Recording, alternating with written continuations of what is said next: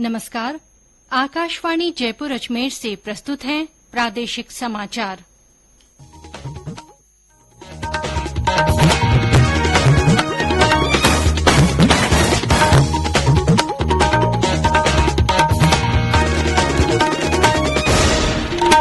मुख्य समाचार। प्रधानमंत्री नरेंद्र मोदी कल रोजगार मेले में नवनियुक्त 70,000 कर्मचारियों को नियुक्ति पत्र वितरित करेंगे। केंद्र सरकार ने राज्य सरकारों को कर हस्तांतरण के 1,18,280 करोड़ रुपए की तीसरी किस्त जारी की। मुख्यमंत्री अशोक गहलोत ने बांसवाड़ा के लंकाई बागीदौरा में अनास नदी पर साइफन निर्माण और मगरदा में अपर हाई लेवल कैनाल परियोजना का शिलान्यास किया।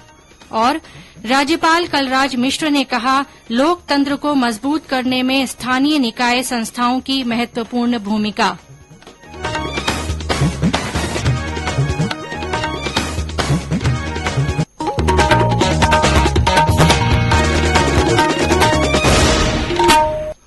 समाचारों के साथ मैं आरती नागर। और अब समाचार विस्तार से।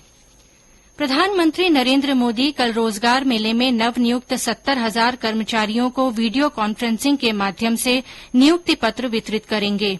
रोजगार मेला देशभर में 43 स्थानों पर आयोजित किया जाएगा। ये भर्तियां केंद्र सरकार के विभागों के साथ साथ राज्य सरकारों और केंद्र शासित प्रदेशों में की जाएंगी। नई भर्तियां वित्तीय सेवा विभाग, डाक विभाग, स्कूल शिक्षा विभाग, उच्च शिक्षा विभाग, रक्षा मंत्रालय, राजस्व विभाग, स्वास्थ्य मंत्रालय, परमाणु ऊर्जा विभाग, रेल मंत्रालय, लेखा परीक्षा और लेखा विभाग तथा गृह मंत्रालय सहित विभिन्न विभागों में हुई हैं। नए नियुक्त कर्मचारियों को आईजीओटी कर्मयोगी पोर्टल पर कर्मयोगी प्रारंभ ऑनलाइन मॉड्यूल के माध्यम से खुद को प्रशिक्षित करने का अवसर भी मिल रहा है। प्रदेश में जयपुर, जोधपुर और अजमेर में रोजगार मेलों का आयोजन किया जाएगा।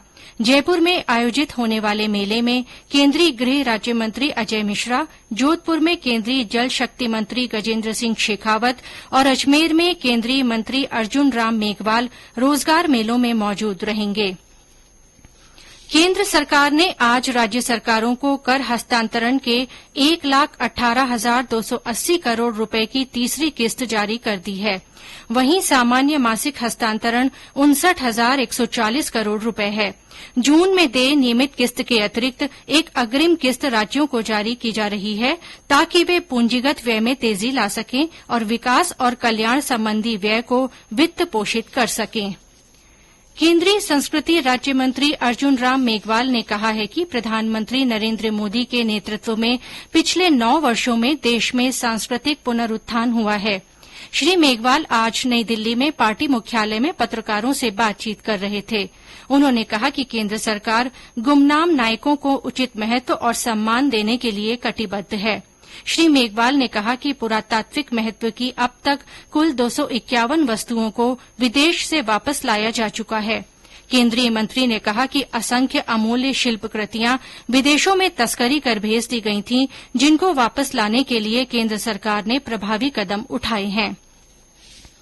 पूर्व मुख्यमंत्री और कांग्रेस के नेता जगन्नाथ पहाड़िया के पुत्र ओम प्रकाश पहाड़िया, पूर्व राष्ट्रपति प्रतिभा पाटिल के रिश्तेदार विजेंद्र सिंह शेखावत के अलावा बसपा से अशोक वर्मा और पूर्व आईएएस अधिकारी चंद्रमोहन मीणा आज भारतीय जनता पार्टी में शामिल हो गए। भाजपा के प्रदेश कार्यालय में प्रदेश प्रभारी अरूण सिंह और प्रदेश अध्यक्ष सीपी जोशी की मौजूदगी में इन्होंने पार्टी की सदस्यता ग्रहण की। श्री पहाड़िया इनकम टैक्स कमिश्नर रह चुके हैं, जबकि श्री शेखावत पहले कांग्रेस के टिकट पर चुनाव लड़ चुके हैं और पीसीसी में महासचिव भी रह चुके हैं। इस मौके पर मीडिया को संबोधित करते हुए भाजपा प्रदेश प्रभारी अरूण सिंह ने कहा कि लोग कांग्रेस के कुशासन से परेशान होकर भाजपा में आ रहे हैं। प्रधानमंत्री नरेंद्र मोदी की योजनाओं और नीति से प्रेरित होकर लोग भाजपा की सदस्यता ग्रहण कर रहे हैं। ये समाचार आकाशवाणी जयपुर अजमेर से प्रसारित किए जा रहे हैं। मुख्यमंत्री अशोक गहलोत ने आज बांसवाड़ा के लंकाई बागीदौरा में अनास नदी पर साइफन निर्माण और मगरदा में अपर हाई लेवल कैनाल परियोजना का शिलान्यास किया। 2,500 करोड़ रुपए की इस परियोजना से जिले की 6 तहसीलों के 338 गांवों में सिंचाई के लिए पानी मिल सकेगा। इस अवसर पर श्री गहलोत ने कहा कि कैनाल परियोजना आदिवासी अंचल की महत्वाकांक्षी परियोजना है। मुख्यमंत्री ने कहा कि सभी क्षेत्रों में सिंचाई की सुविधाएं बढ़ें, इसके लिए हर संभव प्रयास किए जा रहे हैं। मुख्यमंत्री ने मगरदा में महंगाई राहत कैंप का अवलोकन कर गारंटी कार्ड सौंपे। जयपुर स्थित राजस्थान पुलिस अकादमी में आज से जेंडर सेल शुरू हो गई है। पुलिस महानिदेशक उमेश मिश्रा तथा यूएनएफपीए की भारत में रेजिडेंट रिप्रेजेंटेटिव एंड्रिया एन वोजनर ने संयुक्त रूप से इस सेल का उद्घाटन किया। ये सेल राजस्थान पुलिस और यूएनएफपीए के संयुक्त तत्वावधान में बनाई गई है। इसके लिए आज यूएनएफपीए की प्रतिनिधि एंड्रिया तथा पुलिस अकादमी के निदेशक पी रामजी ने एक समझौता पत्र पर हस्ताक्षर किए। इस सेल के माध्यम से पुलिस अधिकारियों को लिंग आधारित मुद्दों और महिलाओं पर होने वाले अत्याचारों के खिलाफ त्वरित कार्रवाई के लिए प्रशिक्षण दिया जाएगा। इस मौके पर सुश्री वोजनर ने कहा कि इस एमओयू के माध्यम से महिलाओं के लिए सुरक्षित और समावेशी राजस्थान के निर्माण की नींव रखी गई है। कार्यक्रम के बाद मीडिया से बातचीत में पुलिस महानिदेशक उमेश मिश्रा ने कहा कि इस एमओयू से साक्ष्य आधारित पुलिसिंग का मार्ग प्रशस्त होगा। यूनाइटेड नेशंस पॉपुलेशन फंड के सहयोग से हमारे जो रिसर्चर हैं, हमारे जो पुलिस ऑफिसर्स हैं, वो ये जान पाएंगे कि एक तो क्या लेटेस्ट चल रहा है इसमें जेंडर पैरिटी के लिए, और जो पुलिस एफर्ट्स कर रही है उनका ग्राउंड पे इम्पैक्ट है कि नहीं। तो आप समझिए कि जो एक कॉन्क्रीट रिजल्ट आना चाहिए उस दिशा में ये सेंटर काम करेगा और सहयोग देगा। राज्यपाल कलराज मिश्र ने कहा है कि लोकतंत्र को मजबूत करने में स्थानीय निकाय संस्थाओं की महत्वपूर्ण भूमिका है। उन्होंने नगरीय निकायों और पंचायती राज संस्थाओं में जमीनी स्तर पर जनता की भागीदारी सुनिश्चित करने का आह्वान किया। राज्यपाल आज सिरोही जिले के शिवगंज में नगर पालिका के नए भवन के लोकार्पण समारोह में बोल रहे थे।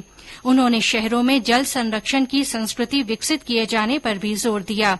उन्होंने कहा कि राजस्थान के निवासी पानी की एक एक बूंद को सहेजने के लिए शुरू से ही जागरूक रहे हैं। श्री मिश्र ने शिवगंज में वर्षा जल संरक्षण के लिए जागरूकता अभियान चलाने का आह्वान भी किया।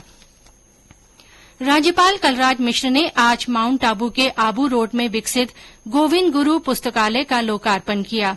इस अवसर पर उन्होंने पुस्तक संस्कृति के विकास के लिए सभी से मिलकर प्रयास किए जाने का आह्वान किया। श्री मिश्र ने लोकार्पण के बाद वहां विकसित पुस्तकालय सुविधाओं और वाचनालय का अवलोकन कर पुस्तक संस्कृति के लिए इन्हें महत्वपूर्ण बताया।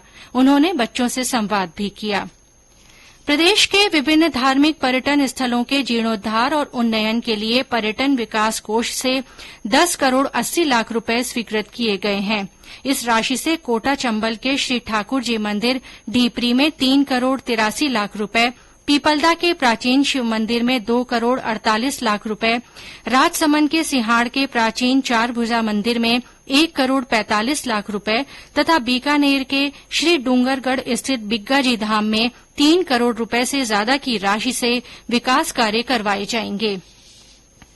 भारतीय सेना में नाथुला टाइगर के नाम से विख्यात कर्नल बिशन सिंह राठौड़ का आज जयपुर में सैन्य सम्मान के साथ अंतिम संस्कार किया गया। कर्नल राठौड़ को अंतिम विदाई देने के लिए बड़ी संख्या में सैन्य अधिकारी, जनप्रतिनिधि और आमजन पहुंचे। उन्होंने 1967 में भारत चीन के बीच संघर्ष में नाथुला में सेना की टुकड़ी की कमान संभाली थी। केंद्रीय जल शक्ति मंत्री गजेंद्र सिंह शेखावत ने कर्नल राठौड़ के निधन पर संवेदना प्रकट की है। उन्होंने ट्वीट कर कहा कि उनकी वीरता की कहानियां सभी के लिए प्रेरणादायी हैं। कर्नल शिवजी सिंह राठौड़ का आज उनके पैतृक गांव नागौर जिले के मूंडवा पंचायत समिति के सैनडी में पूरे सम्मान के साथ अंतिम संस्कार कर दिया गया। इस मौके पर सैन्यकर्मी, जनप्रतिनिधि और बड़ी संख्या में लोग मौजूद रहे। गौरतलब है कि कर्नल राठौड़ का कल 101 वर्ष की उम्र में निधन हो गया था। सवाई माधोपुर के रणथंभौर राष्ट्रीय उद्यान में पिछले साल अक्टूबर महीने से शुरू हुए सत्र में पर्यटकों की संख्या में लगातार बढ़ोतरी हुई है। हमारे संवाददाता ने बताया कि देशी और विदेशी सैलानियों की रिकॉर्ड आवक के चलते वन विभाग की आय में भी इजाफा हुआ है। रणथंभौर राष्ट्रीय उद्यान में पर्यटकों की आवक में लगातार वृद्धि हुई है। बीते वर्ष 4,31,000 की तुलना में अब तक करीब 5,31,000 पर्यटक रणथंभौर राष्ट्रीय उद्यान का भ्रमण कर चुके हैं। वीजा की पाबंदी हटने के बाद अब तक 3 लाख विदेशी सैलानी भी आए हैं, जो बीते वर्ष की तुलना में 1 लाख अधिक हैं। वन विभाग को अब तक 46 करोड़ रुपए की आय हुई है, जो गत वर्ष करीब 40 करोड़ रुपए थी। हालांकि मुख्य जोन में 30 जून तक पर्यटन जारी रहेगा। ऐसे में यह आंकड़ा और भी बढ़ सकता है। सतीश वर्मा, आकाशवाणी समाचार, सवाईमाधोपुर। आज विश्व बाल श्रम निषेध दिवस है। इसका उद्देश्य बाल श्रम के खिलाफ दुनिया भर में बढ़ते आंदोलन को और तेज करना है। इस वर्ष का विषय है सभी के लिए सामाजिक न्याय, बाल श्रम का अंत। विश्व बाल श्रम निषेध दिवस पर प्रदेश में विभिन्न जागरूकता कार्यक्रम आयोजित किए गए। भरतपुर में जिला विधिक सेवा प्राधिकरण की ओर से जागरूकता रिक्शा रैली निकाली गई। रैली के माध्यम से बच्चों से मजदूरी न कराकर उन्हें शिक्षा दिलाने और योग्य बनाने का आह्वान किया गया। राजसमंद में विधिक जागरूकता शिविर का आयोजन किया गया। ऊर्जा मंत्री भंवर सिंह भाटी ने कहा है कि अपराधियों में पुलिस का भय और आमजन में विश्वास बनाए रखने के लिए पुलिसकर्मी अपने कर्तव्यों का निष्ठापूर्वक पालन करें। ऊर्जा मंत्री ने आज बीकानेर के हदा में नए पुलिस थाने का उद्घाटन समारोह के अवसर पर ये बात कही।